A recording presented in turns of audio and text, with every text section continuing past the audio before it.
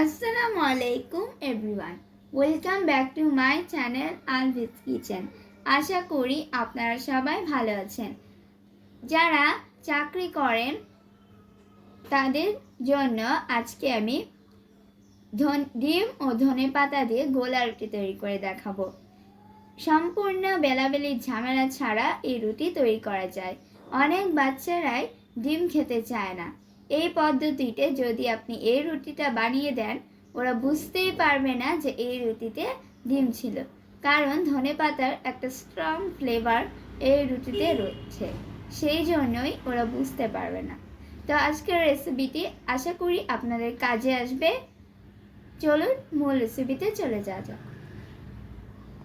ডিম ধনেপাতা দিয়ে গোলা রুটি বানানোর জন্য আমি এখানে 2টি ডিম নিয়ে নিয়েছি। ডিমগুলোকে ভালোভাবে ফেটিয়ে নিই। দিয়ে দিচ্ছি স্বাদ মতো লবণ, দিচ্ছি 1 কাপ পানি। পরে আরো পানি লাগলে আরো অ্যাড করব। ডিমটাকে খুব ভালোভাবে মিশিয়ে নিচ্ছি পানির সাথে। এখন আমি 1 কাপের চেয়ে সামান্য একটু বেশি আটা একটা চালনির সাহায্যে চেলে এটার সাথে অ্যাড করব। আটাটাকে খুব ভালোভাবে মিক্স করে নিব। আমি আবারও সামান্য একটু পানি অ্যাড করছি। এখানে আমি ধনেপাতা ও কাঁচা মরিচ কুচি করে নিয়েছি। আপনারা চাইলে কাঁচা মরিচটা স্কিপ করতে পারেন। এখন দিয়ে দিচ্ছি ব্যাটারের সাথে। ভালোভাবে সবকিছু মিক্স করে দিচ্ছি। দেখিয়ে দিচ্ছি আপনাদের ঘনত্বটা ঠিক কেমন হবে। খুব বেশি পাতলাও না, খুব বেশি ঘনও না। একটি প্যান গরম করে নিয়েছি। এই রুটি বানানোর জন্য ননস্টিক ফ্রাই প্যান বা প্যান হতে হবে। এখন দিয়ে দিচ্ছি ব্যাটারটা।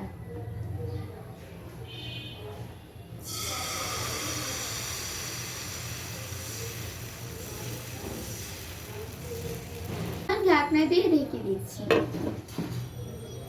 না খুলে উল্টে দিচ্ছি। এই সময় চুলার আঁচ লো মিডিয়ামে রাখতে হবে।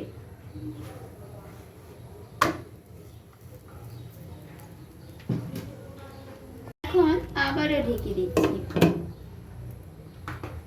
ঠিক একইভাবে কয়েকবার উল্টে পাল্টে ছেঁকে নিব।